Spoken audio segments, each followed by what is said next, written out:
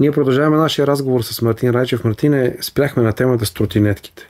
Париж вече забрани тротинетките под наем. Остава разрешение само за хората, които са си купили лични тротинетки, да могат да ги карат из града. В София смятам, че е страшно. Особено ме плаши, когато вижда две деца или момче и момиче, двойка, които се качили на една тротинетка и я карат, не дай си Боже, просто да хванат в някаква малка дупка да влязат и натам е ясно какво ще стане. Виж, тези тротинетки, доколкото знам, са конструирани да дигат 25 км, да се надяваме, че ще останат живи и здрави децата. Не казвам, че това е нормално. Това първо е забранено, да карат по двама. Да, забранено е. Що го правят? Значи... Да спестят пари. Нямам представа, но що им се позволява да го правят, т.е. няма контрол. Силич полицаите на пътя могат да ги спрат да кажат естествено, има закони, дори и за тротинетките могат да ги спрат и да ги санкционират. Дали се прави? Може би се прави. Има и помощни тротинетки. Ти каква караш? От помощните. От помощните. Си да дигаш 40-50 км в час. Моите да е 120 максимално. Добре. Не съм си позволявал да ги дигам. Да, ти си като онази инфлуенсърка с такава мощна... Онази инфлуенсърка, да, която пък е като малко от тия мотористи, където карат на задна гума между колите. Да, точно там така. имиджа малко е също доста свален. Да. Иначе като транспорт мога да ти кажа, че е доста удобно нещо. Би трябвало да има по-строги закони и да са регулирани нещата и се надявам да бъдат така, че да можем да ги караме, да го правим безопасно и да има къде да го правим. Добре, тротинетките не са ли направени с тези малки колелета за по-гладки пътища, примерно, където няма дупки? Не са проблеми дупките, да ти кажа. Кое е? И проблема, примерно, че няма подходящи алеи или пътеки, където да можем да ги караме. Тоест, примерно на пътеката сутрин си на велоалеята си разхождат кучетата или има пешеходци, майки с колички и така нататък. И обратно, той на улицата има коли, ама кара тротинетки. Не, там където е на велоалеите са на улицата е доста приятно. Сиреч колите не преминават в велоалеята и така. Има някаква толерантност и мисля, че не пречи никой на никой. Тоест това е идеята. Да няма пречка и да няма допирни точки. Да, просто между отделните транспорти. Дали ще е велосипед, дали ще е тротинетка, дали ще е мотор, кола, рейс и така нататък. Добре. Темата, която искам да засегнем е за евентуалните промени в закона по пътищата, в която се разбрахме, че нямаме едно също мнение. Чакам с нетърпение да спориме. Добре, говорим за евентуалната промяна 17 годишни непълнолетни граждани да могат да карат автомобили една година в присъствие на придружител. Точно така. И ти си за това. Естествено. Защо? Защото това е една тренировка в реална обстановка, контролирана от още един човек, който е адекватен да взима решения и компетентен, т.е. с книжка. Така, обаче той няма педали на себе си, той няма огледало за задно виждане на себе си, както има в учебната кола.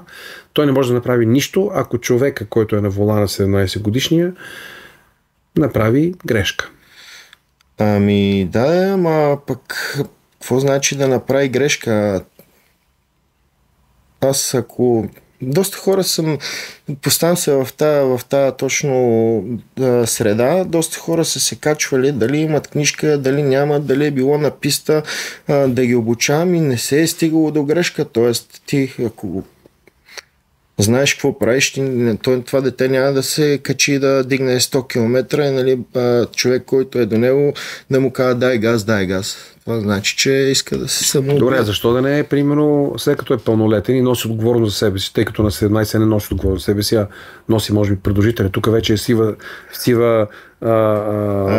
поле. Ти ме завъртя в много, много грешна посока на разговора. Аз си мисля по-скоро от гледна точка на това, че човек, който управлява това дете на 17 години, ще придобие някакъв опит. Дали носи отговорност или дали не носи, дали са 17 или 18 години, мисля, че отговорността ще е една и съща, нали? По-скоро отговорността трябва да е на този човек, който седи до него и да контролира нещата. Дали има педали или няма, то може да се пресегне по всяко време да завърти ключа, да дръпне ръчета, да изключи от скорост, нали, ако знае какво прави, не е проблем.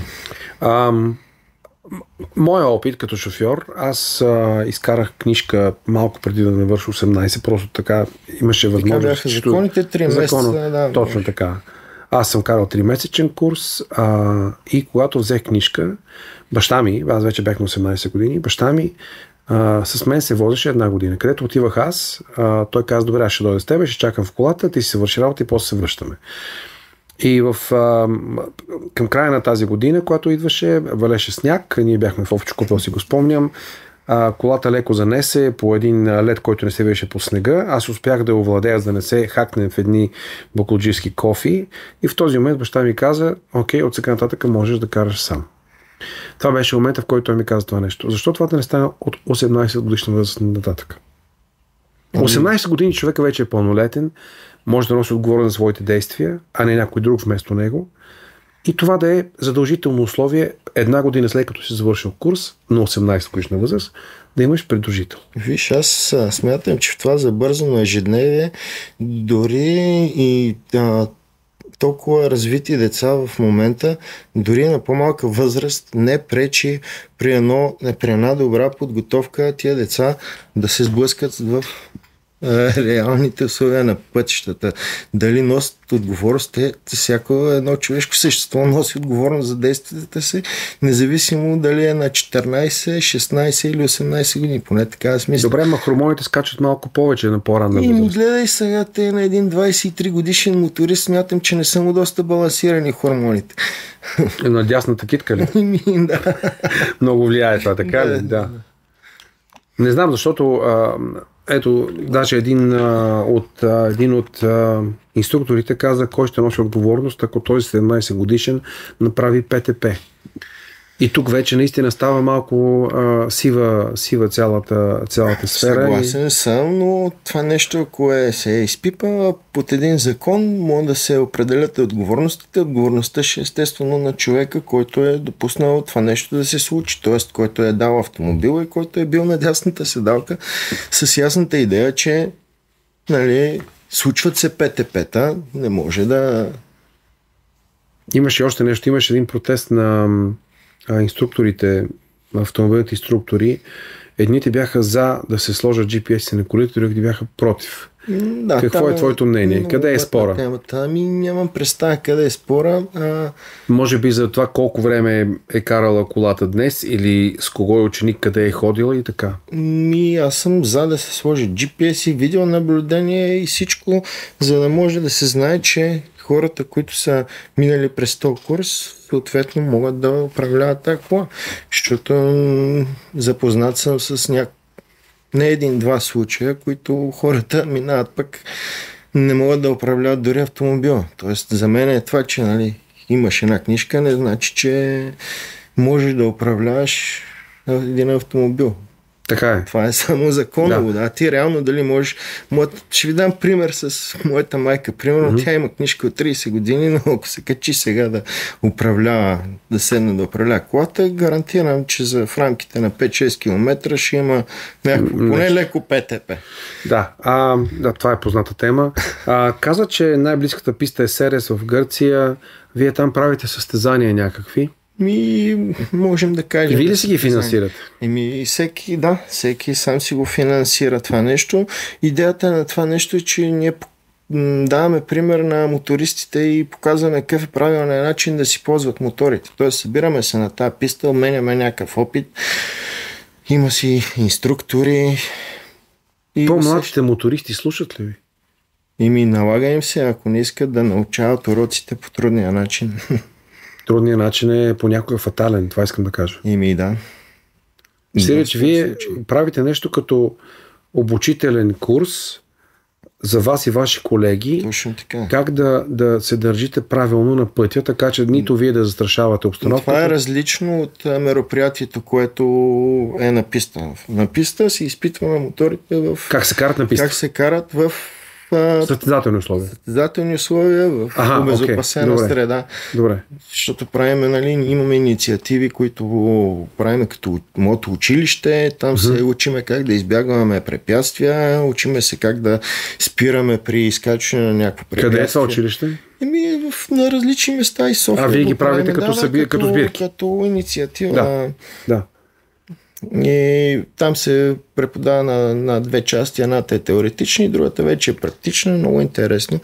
Доста хора идват, примерно, той не знае възможностите си на мотора да спре и не смее да спре, защото знае, че може да се подхлъзне, ама само е чуло, че може да се подхлъзне. И не знае как да се оправи в цяла ситуация. Не, да, абсолютно. Той човек е минал, има книжка, карал различни мотори, не го е изпитвал или не знае, че веригата му е хлаба и че трябва да си опане. Тук вече говорихме на малко по-друг език. Знам какво значи мисъл да ти е хлаба веригата, но да. Пак е опасно, ако ти се скъса веригата. Примерно, може да си останеш на пътя на магистралата или къде си тръгна. Тоест, мотора е опасен и в това отношение. Говорих за моторите. Има ли шанс от България да се роди пореден нов Макс Биаджи или доктора или... Има ли шанс да стане това нещо? Не само шанс има, той сигурно се е родил, няма подходящите условия да изпъкне това Макс Биаджи. Няма писти, няма треньори, няма места. Треньори, хора, които са грамотни на тази тема, има доста, нали, има и официални, които са минали, съответно имат дипломи от НСА, като треньори по мотоспорт, по каквото искаш, има и талантливи деца, но е страшно скъпо това нещо. Нямаме... Скъпо дефинираш като кост на мотора, цена на мотора, цена на оборудване, наем на треньор. Съвкупност от всичките тия работи. Нали? Цената на мотора е някаква цифра, която е капка в океана. Нали? Добре. Само като си сметнеш пътешествието или времето, което отделяш нали, за професионалния спорт, там вече е съвсем други измерения, които не може да си мечтаеме на този етап за измеренията на България. Сири, поне трябва да започне от някаква основна база. Така ли? Това ли искаш да кажеш? За мен като експерт в тази насока трябва да има такива места, не само едно или две, ами даже в областните градове се говореше, всеки областен град да има такова место, което може да си изпиташ не само мотора, автомобила или каквато искаш техника, нали, в реални условия. Картинг писти за това не стават ли? Ами картинг пистите са доста малки, не стават. Има няколко в България, доста хубави, там има условия за спорта, оттам е тръгнал примерно Никола Цолов през всичките картинг писти е стигнал до доста високо ниво. Формула 3 в момента. Да се надяваме да го видим в Формула 1. Да, стискаме палци. Добре, Мартине, има ли светлина в тунела за мотоциклетистите, поне в София скоро? Ами зависи какво значи светлина в тунела. Писта за вас, място за вас. Надяваме се много. Слушаме, надяваме се много. Както мисля, че казах по-рано, имаме нали, обещания. Още не сме видели първа копка, но надяваме се на писта край Самоков и скоро да реставрират и да удължат пистата в Калояново в Пловдив. Добре, дано. Дами и господа, това беше Мартин Райчев. Поговорихме се за мотори, мотоциклети, спортни, кросови и така нататък. Нека да кажем на 21-ви, който иска София. Да заповяда в София, резиденция Бояна, в 11 часа се събираме. Ще ни видите и ще ни чуете, ще бъдем като дядо Коледовци. За тези, които не обичат мощите шумо от моторите, извиняваме се това, което ще причиним. Идеята е да повдигнем коледния дух. 6 часа няма да ни издържат моторите да бръмчим. В рамките на 2-3 минути ще минем по различни. Много ти благодаря. Много ти благодаря. И аз благодаря за поканата.